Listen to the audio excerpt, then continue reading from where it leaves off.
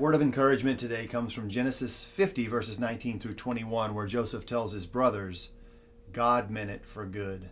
When Joseph was 17 and clearly Jacob's favorite son, his 10 brothers sold him to the Ishmaelites for 20 pieces of silver. Then the Ishmaelites took him to Egypt and sold him into slavery. Joseph's brothers lied to their father about what had happened to Joseph, and they lived the next several years believing that Joseph was gone forever. The next time they're going to see Joseph, he is the Grand Vizier of Egypt, and he has complete control over all of the world's grain during a terrible famine.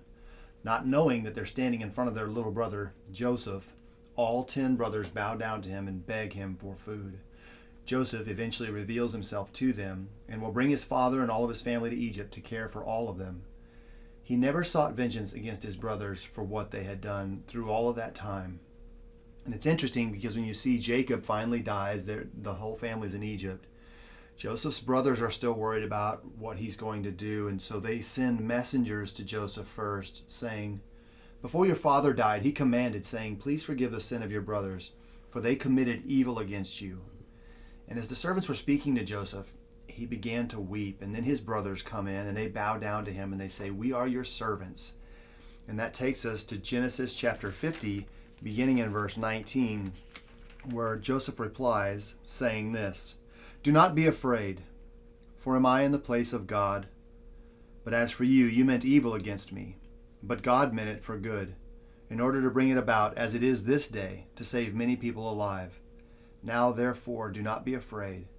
I will provide for you and your little ones. And he comforted them and spoke kindly to them.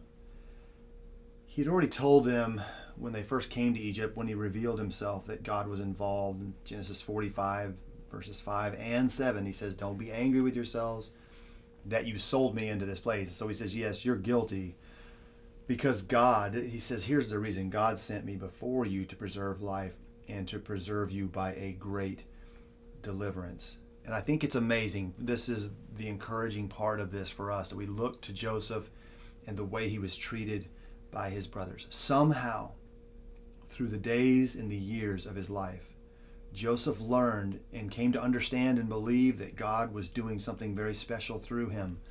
At 17, he had the dreams that his brothers would bow. But that is all he has as far as what the Lord has revealed to him. The Lord had spoken to Abraham. The Lord had spoken to Isaac. The Lord had spoken directly to Jacob. And there is no mention of that in the Bible for Joseph. It is the dreams. And so this young man takes hold of these dreams, and he is mistreated and goes through so many terrible things. All the pain, the difficulty, all of the injustice and abuse. The God of heaven and earth was moving Joseph right where he needed him to be, to save millions of people from starvation and ultimately to save his own family. And again, it's encouraging to look at Joseph, because even in the moment when he could have said, okay, boys, it's my turn. Yeah.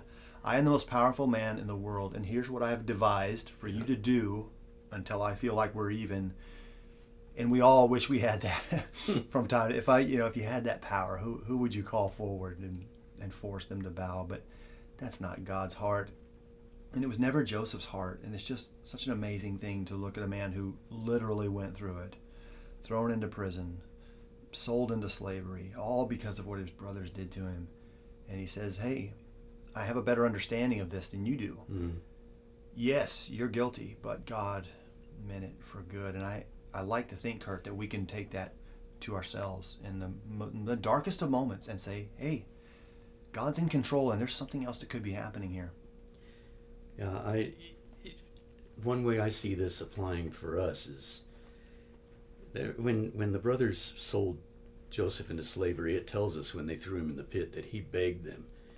He was wailing and begging to them not to do this. That's right.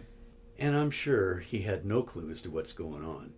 Whatever it is, it's not pleasant. But like you say, he had those dreams, and there may have been times as he's a servant there in Egypt, he laying on his bed at night, remembering those dreams and thinking, how in the world is that ever going to come about? I've been sold as a slave. I'm a slave here to Potiphar. I'm falsely accused, and now I'm sitting in this prison. Right. I told the baker and the butcher, don't forget about me, but it's been 2 years, and Nothing's happened. That's right. So how in the world is God going to bring this about? And did he really even understand how it would be that his family would bow down to him? What context or what situation would you be in for that to happen? Yet he just, in every situation he was in, he just remained himself. He put his trust in God. He carried out his responsibilities, showed himself to be an honorable and diligent worker, one who could be trusted. And so in each place he was raised up. Potiphar made him the steward of his house. The scriptures tell us Potiphar didn't know what was coming in or going out. All he knew is he had food on the table, and that's all he cared about. So, and then in the jail, the jailer says, okay, you take care of all the prisoners. You do my job because I trust you. And he did it. And all of that was preparation for the role he was going to play, as he says, in this great deliverance and provision that God was going to bring. So, as we've talked about before, I wonder what it was like in that moment as when the brothers came and Joseph saw what was happening, when he began to realize this is what it's all been about. God has done all of this for this reason. He put me here now to deal with this, to save my family and to bring them into a place of protection. And he saw the bigger picture. Yes. Because surely God didn't bring a famine on all the world so that he could have vengeance against his brothers. Right. That makes no sense. And he had the presence of mind to understand that God is far greater than that. God, our perspective is so limited as to what is actually happening across all lines of understanding, and yet God has all of that, and he says, no, this is where you need to be. And you say, yeah, but I don't like this, or this hurts, or this person's been mean to me. Well, that's still where I need you to be, and there's a lot more important things going on that pertain to years out in front of you, which obviously, up into Moses and then freeing the people from the land of Egypt. All of that was God's plan, and it had to take place, and Joseph was instrumental, and just his humility and his sterling character just shines forth in every way. And we got to work on being better about that. That is so encouraging to say, okay, I've read it, I've seen him do it, and I can see how he was challenged and how he held himself up with great, as you said, he was a faithful man to Potiphar, to the keeper of the prison, in all cases. And it's interesting, one of the Psalms, speaking of Joseph, says that they kept him, or they hurt his legs in with iron fetters. Yeah. Mm-hmm. And he was tested by fire. And that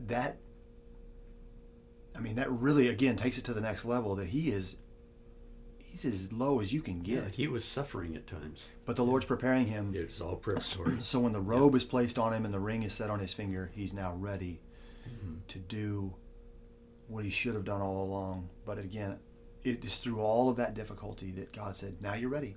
And so here's a dream for Pharaoh, and out you come. Yeah. And it's, when Joseph is faced with this choice, here are my brothers, they're in my hand. I can do whatever I want. He can either make himself petty and say, now you're going to get it. Mm-hmm. I can do anything I want with you, and you're going to see what I can do. Or rise above that and recognize I have a responsibility here. God has placed me in this through all of these years, over a decade of struggle and separation from his family and suffering, false accusations, everything you can think of. That's unpleasant. But whenever we see God preparing someone for a work that he wants done, it's not an easy street. Moses suffering, David suffering, preparing for their great works. And so, like you said, we need to get the bigger picture. Why is God allowing this to happen to me? Well, he might be getting you ready for something. Yeah. He's like James says, he is improving your character. He's developing your character through trials so that you can accomplish his will. So let him do the work.